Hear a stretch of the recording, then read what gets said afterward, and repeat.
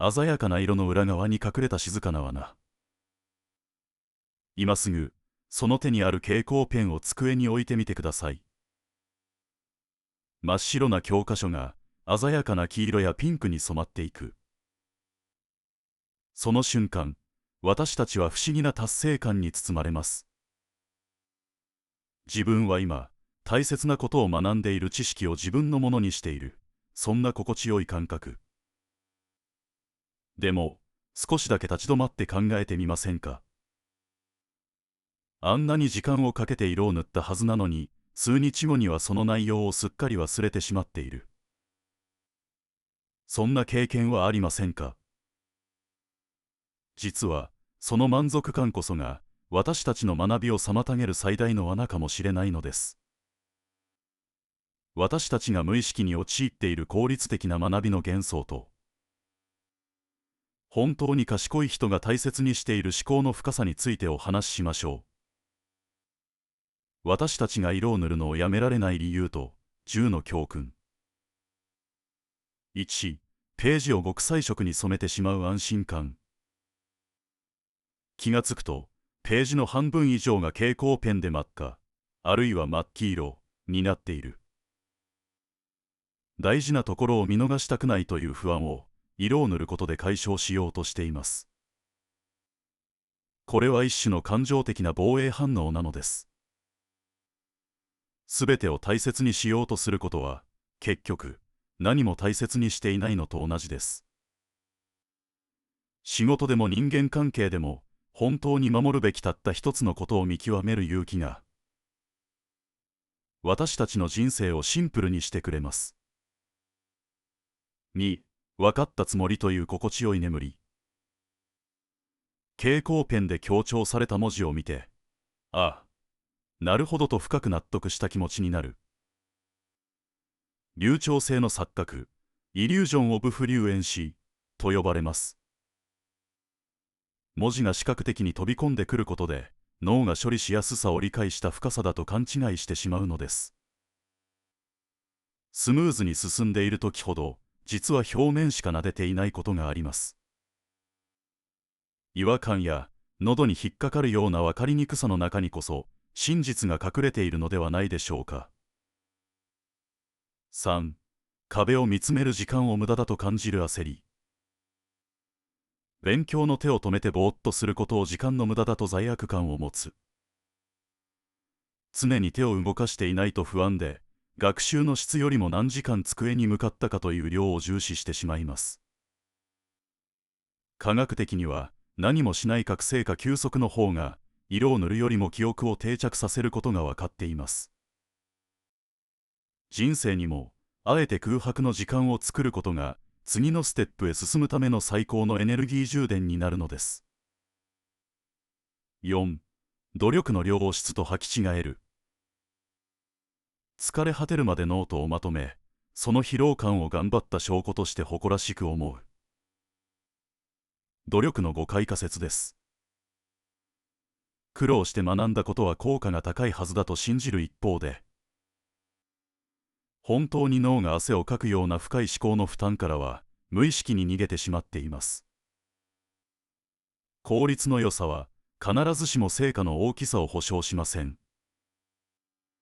人間関係においても、楽なコミュニケーションだけを選んでいては深い絆は生まれないのと似ていますね。5、文脈という根を切り離してしまう。単語や一文だけを抜き出してハイライトし、前後のつながりを軽視する。断片的な情報を集める方が楽だからです。しかし、本来の学びは既存の知識との接続、スキーマによって作られます。人の話を一部だけ切り取って判断していませんか。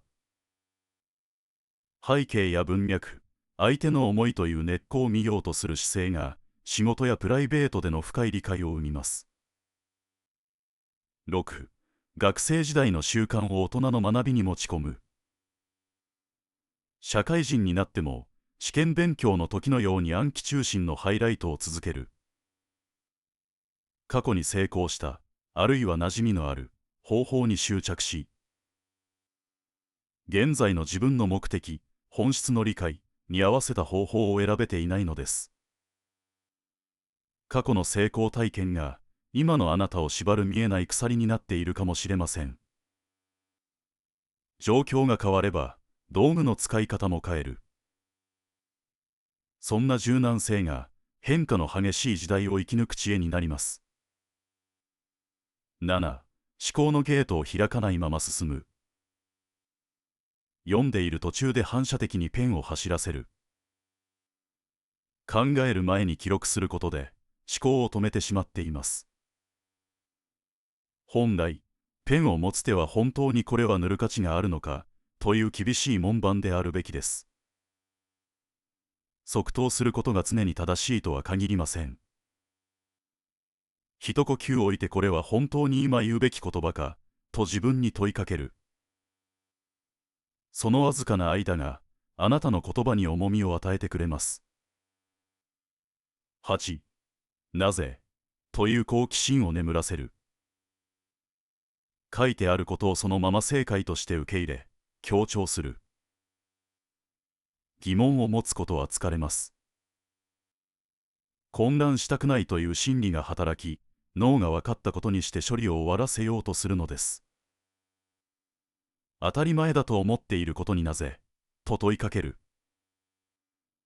その小さな好奇心が退屈な日常を冒険に変え、あなただけのクリエイティブな視点を育ててくれます。9. 準備、クライミングの力を信じない。いきなり本文の重要なところを探して色を塗り始める。早く目的地にたどり着きたいという焦りです。しかし、脳はあらかじめ何を学びたいかを問いかけることで、情報をキャッチしやすくなる性質を持っています。会議やデートでも、事前に今日は何を大切にしたいかを心に決めておくだけで、見える景色がガラリと変わります。準備は心を整える儀式なのです。10. プリンターの知性で満足してしまう。たくさんの本を読み、たくさんのページをマーキングすることを知性だと思い込む。情報を右から左へ流すだけの作業を創造的な活動だと錯覚しています。100の情報を知っていることより、1つの情報から100の思考を広げること。私たちはコピー機ではなく、生きた人間として自分だけの物語を紡いでいくべきではないでしょうか。色を消した後に残るあなただけの輝き。もし明日あなたの手から蛍光ペンがなくなったとしても、あなたの知性が損なわれることはありません。むしろ鮮やかな色で隠されていた本当の問いや知る喜びがそこから顔を出すはずです。学ぶということは情報を集める作業ではなく、自分という人間をアップデートしていく旅のようなものです。効率を追い求めて走り抜けるよりも、時には立ち止まって壁を見つめ、自分の心に湧き上がる小さな疑問を大切に育ててあげてください。あなたが最後に色を塗るのをやめてまで深く考え込んだのはいつでしたか。その静かな沈黙の時間の中にこそ、あなたの人生を豊かにする本当の答えが眠っています。明日からのあなたの学びが単なる作業ではなく、心震える体験になりますように。あなたがこれだけは捨てられないと思っている勉強のこだわりはありますか？ぜひコメント欄で教えてくださいね。